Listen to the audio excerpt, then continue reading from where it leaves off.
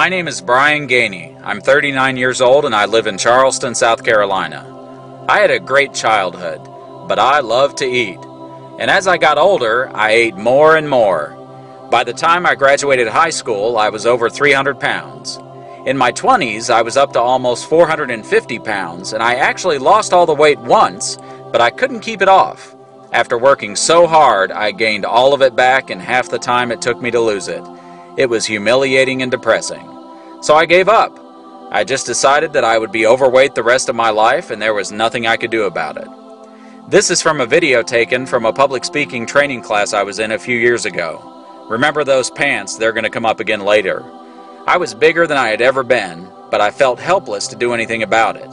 I started gaining even more weight, and on June the 20th, 2010, a few weeks after this picture was taken, disaster struck. All of a sudden, I couldn't breathe. I collapsed and was rushed to the hospital. After hours and hours of tests in the emergency room, the doctors diagnosed me with a pulmonary embolism, or blood clots in my lungs that were cutting off my oxygen. The treatment was long and painful. I was on oxygen 24 hours a day and was on a constant IV pump of blood thinners.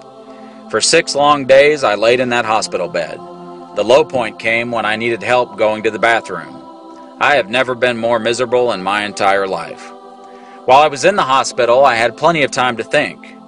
At first, I felt like a victim, like somebody or something had done this to me. But then reality set in and the pain turned to anger. My condition was unacceptable and I intended to do something about it. The doctors all suggested weight loss surgery, but that would have meant I'd have to come back to the hospital. No thanks, I told them. Because when I walk out of here, I'm not coming back. When I finally got home, I still had problems breathing and couldn't walk on my own, but I knew I had to get moving. I discovered I could push a grocery cart around the store because it gave me something to lean on. After a few weeks of doing that, I graduated to walking to the mailbox at the end of my driveway over and over. From there, I took off like a rocket. I began walking mile after mile, seeking out every local walking trail I could find. I even took my brother along once just to be sure I would make it back. I modeled my eating plan after what I had learned in the hospital. I ate 5 and 6 times a day, fruits, vegetables, whole grains, lean meats, low-fat dairy, and lots of oatmeal. I drank water by the gallon. Then I decided to join the gym at my work. That's when I met Coach Martha. She taught me how to exercise correctly, and the first exercises were very basic. Sitting down and standing up, over and over again. That's about all I could do.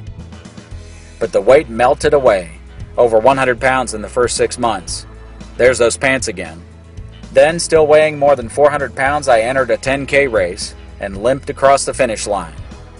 Then I entered American Heart Association's Heart Walk, where I won a Lifestyle Change Award. Then came the Susan G. Komen Race for the Cure. All along the way, Martha kept intensifying my workouts. 3 times a week, she would have me go up and down the stairs carrying a 45-pound weight, as well as do other things that once seemed impossible. Finally, I had lost enough weight and was able to run, so I entered a Thanksgiving Day 5K and jogged across the finish line.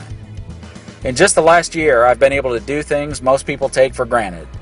I've been able to fly in an airplane, I've been able to fit in and drive a normal car, and I can even buy clothes at the regular store just like everybody else. But I'm not cured. It wasn't always easy. In fact, it never was. It is hard work. I keep these pants as a reminder of where I came from, so I'll never forget it. I still struggle on some days, and I still have some weight to lose. But I figured it was worth it to stop just this one time and look back and see how far I've come. And maybe give other people some hope. You can take your life back. You don't have to accept being overweight.